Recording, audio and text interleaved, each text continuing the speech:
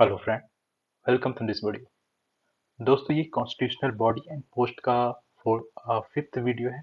इसके पहले हम election commission, UPSC, finance commission और कंट्रोलर एंड ऑडिटर जनरल की पोस्ट को देख चुके हैं, समझ चुके हैं, उनके फंक्शन को जान चुके हैं। इस वीडियो में हम national commission for scheduled caste जैसे इंस्टीट्यूशन को समझने की कोशिश करेंगे। इसके फंक्शन के बारे में जानेंगे, इसके कंपोजिशन के बारे में जानेंगे, इनके मेंबर की टेन्योर के बारे में जानेंगे और national commission of schedule caste के पावर के बारे में भी जानेंगे। National commission for schedule caste यानी एनसीएससी एक कॉन्स्टिट्यूशनल बॉडी है जिसे कॉन्स्टिट्यूशन के आर्टिकल 338 के थ्रू इस्टेब्लिश किया गया है।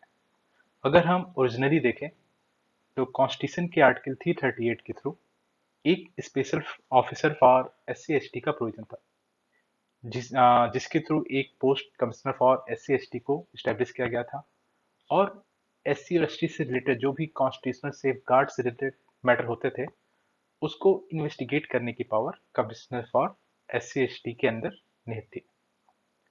फिर हम जब आगे देखते हैं 1978 में गवर्नमेंट एक रेजोल्यूशन के थ्रू एक और non statutory multi member commission की स्थापना करता है और multi member commission for SC ST और कमिश्नर फॉर एससी एसटी ये दोनों अथॉरिटी पैरेलली वर्क करती हैं।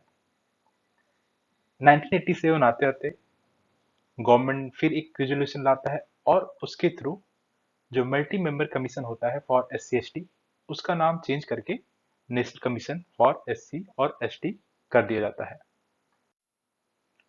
1990 में दोबारा 65th कॉन्स्टिट्यूशनल अमेंडमेंट एक्ट के थ्रू गवर्नमेंट एक high multi member national commission की स्थापना करता है और जो single commissioner for S C single member body commissioner for S C S T होता है उसे अबॉलिश करके उसकी सारी power national commission for S C और एस टी के थ्रू उसके अंदर निहित कर देता है। तो यहाँ पर दोस्तों एक समझने की बात है कि जब 1987 में national commission for S C S T का स्टैब्लिशमेंट हुआ था उस टाइम ये इंस्टीट्यूशन एक रेजोल्यूशन के थ्रू हुआ था। उस टाइम ये नॉन कॉन्स्टिट्यूशनल और नॉन स्टेचुरी बॉडी था।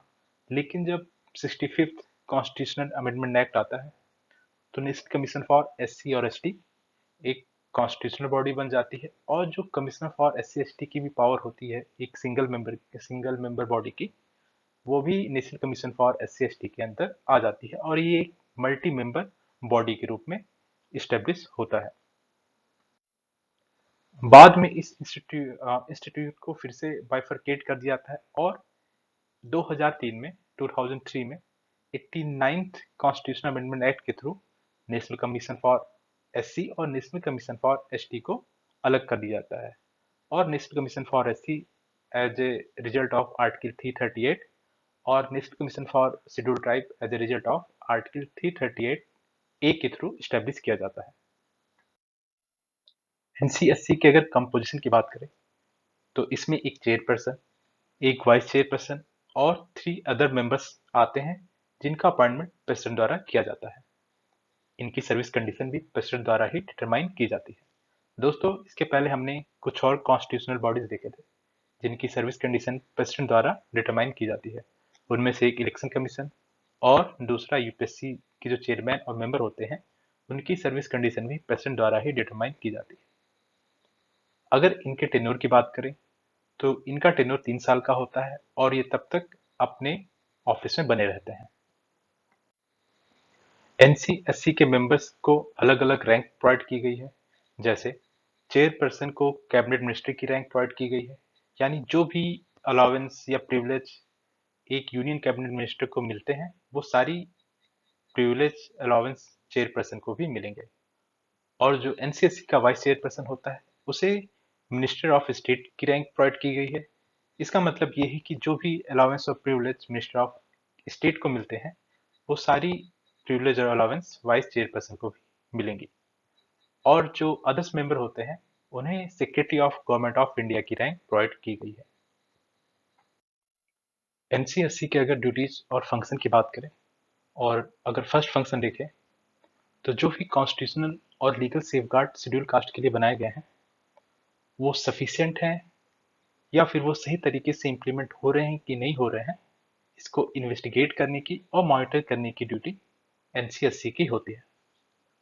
अगर सेकंड फंक्शन देखें तो जो कॉन्स्टिट्यूशनल या लीगल सेफगार्ड शेड्यूल कास्ट के लिए है, और अगर ऐसी कंप्लेंट आती है कि शेड्यूल कास्ट पर्सन को उस राइट से डिप्राइव किया जा रहा है, तो वहां पर भी एनसीएससी द्वारा इंक्वायरी की जा सकती है। इसके अलावा जब भी किसी यूनियन गवर्नमेंट या किसी स्टेट गवर्नमेंट द्वारा शेड्यूल कास्ट के सोशियो इकोनॉमिक डेवलपमेंट पे कोई प्लानिंग की जाती है या फिर उनके डेवलपमेंट के प्रोग्रेस का इवैल्यूएशन किया जाता है, तो वहां पर एनसीएससी की ड्यूटीज है कि वो वहां पार्टिसिपेट करे और union government as well as state government को इसके इफिशिएंट इम्प्लीमेंटेशन के लिए एडवाइस भी करे। इसके अतिरिक्त एनसीएससी द्वारा जो भी कॉन्स्टिट्यूशनल या लीगल सेफगार्ड शेड्यूल कास्ट के लिए बने हुए हैं, उनकी वर्किंग के ऊपर इन्हें रिपोर्ट तैयार करनी होती है और ये रिपोर्ट इन्हें एनुअली प्रेसिडेंट के सामने प्रेजेंट करना होता है। इसके अतिरिक्त शेड्यूल कास्ट के कॉन्स्टिट्यूशनल और लीगल सेफगार्ड के इफेक्टिव इम्प्लीमेंटेशन के लिए, इनके प्रोटेक्शन के लिए और इनके सोशियो इकोनॉमिक डेवलपमेंट के लिए भी एनसीएससी द्वारा यूनियन या स्टेट गवर्नमेंट को रिकमेंडेशन दिया जा सकता है। एनसीएससी की अगर पावर की बात करें तो जब भी किसी मैटर का इन्वेस्टिगेशन हो रहा होगा या फिर इंक्वायरी हो रही होगी, तो उस टाइम एनसीएससी की पावर एक सिविल कोर्ट की तरीके हो जाती है। एनसीएससी के पास वो सारी पावर होगी जो कि किसी एक सिविल कोर्ट के जज के पास होती है। अगर हम फर्स्ट पावर देखें तो जब भी इन्वेस्टिगेशन के टाइम किसी पर्सन की अटेंडेंस की आवश्यकता होगी, तो एनसीएससी उसे इन्फोर्स कर सकता है या समन कर सकता है और उसका एग्जामिन भी कर सकता है। किसी इंक्वायरी के दौरान अगर किसी डॉक्यूमेंट की आवश्यकता है तो एनसीएससी द्वारा उसकी भी डिमांड की जा सकती है। इसके अतिरिक्त इन्वेस्टिगेशन के दौरान अगर किसी एविडेंस की आवश्यकता है तो ये उसको भी डायरेक्टली रिसीव कर सकता है। अगर किसी पब्लिक रिकॉर्ड या किसी कोर्ट से किसी डॉक्यूमेंट की आवश्यकता है किसी इन्वेस्टिगेशन के लिए, तो एनसीएससी द्वारा डायरेक्टली उसकी डिमांड की जा सकती है। इसके अलावा अगर इन्वेस्टिगेशन के लिए किसी विटनेस या डॉक्यूमेंट की आवश्यकता है तो एनसीएससी उसे समन भी कर सकता है या कम्युनिकेशन के द्वारा भी उसे अपने सामने प्रेजेंट होने के लिए इन्फोर्स कर सकता है। इसके अतिरिक्त प्रेसिडेंट द्वारा रूल के थ्रू जो अदर पावर डिटरमाइन की जाएगी, वो भी पावर एनसीएससी के अंतर्गत आ जाएंगी। इसके अतिरिक्त हमें पता है एक रिपोर्ट एनसीएससी द्वारा एनुअली तैयार की जाती है जो कि प्रेसिडेंट के सामने प्रेजेंट किया जाता है और प्रेसिडेंट उस रिपोर्ट को पार्लियामेंट के दोनों सदनों में प्रेजेंट करता है। अगर गवर्नमेंट द्वारा एनसीएससी के किसी रिकमेंडेशन को इम्प्लीमेंट नहीं किया गया है, तो गवर्नमेंट को एक मेमोरेंडम के थ्रू उस रिकमेंडेशन को इम्प्लीमेंट ना करने के जो रीजन है उसे एक्सप्लेन करके पार्लियामेंट को देना होगा। दोस्तों, इस वीडियो में हमने एनसीएससी की कंपोजिशन, ड्यूटीज फंक्शन और पावर को समझ लिया है। इसके जैसे ही और भी कॉन्स्टिट्यूशनल बॉडी है, जैसे कि national commission for scheduled tribe, national commission for other backward tribe.